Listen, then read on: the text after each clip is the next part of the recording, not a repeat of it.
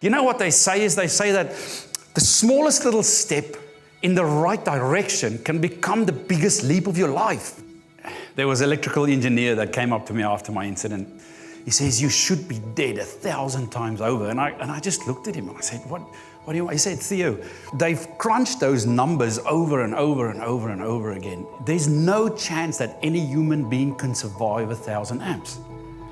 I put my hand straight into that line that morning while I was standing on that pole with my best mate behind me. And I had my right wrist on a steel crossarm that had an earth on it. And I closed the gap between a 22,000 volts and 1,000 amps. And the moment that power took hold of me, it was just so overpowering. It like hits you in the chest like 1,000,000 miles an hour. And I remember standing there thinking, my hands were pulling in so hard. Everything was contorting in my arms, was going to break my bones, snap everything in my body. And I was so clear. I knew exactly what was going on. I knew what was happening to me and I could not get off it. I was a passenger.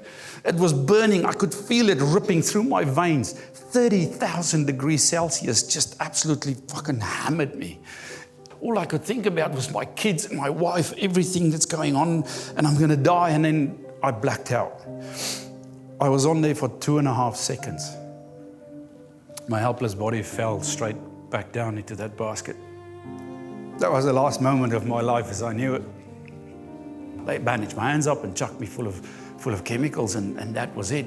They knew, they saw my state. They knew I was not going to make it.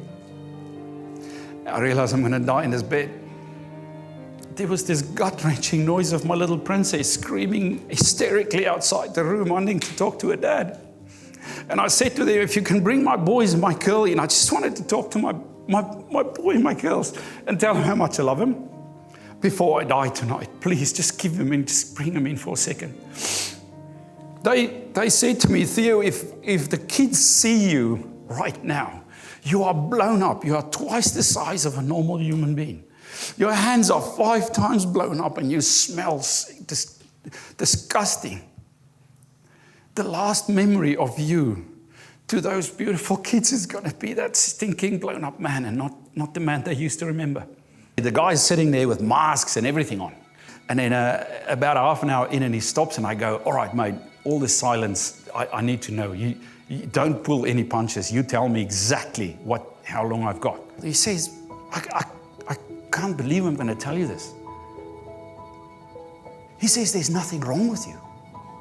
Absolutely nothing wrong with you inside, mate. Your hands are blown up, but your body is perfectly fine inside. He says, it's a bloody miracle. So he goes, you're gonna make it.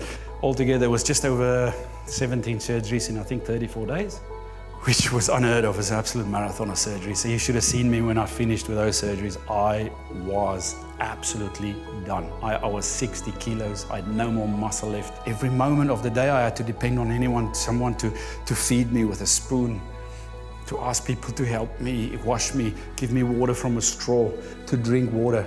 The biggest fight for me, the biggest fight in the world would be that getting up and do something. Just get up and walk towards your toothbrush.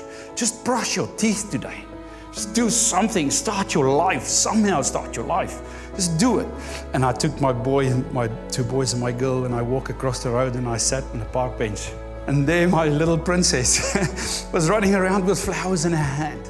And my 2 boys throwing the rugby ball and punching each other in the face. And I just realized that I'm living my perfect day right here, right now. That was the day that I know that I am having my why with me.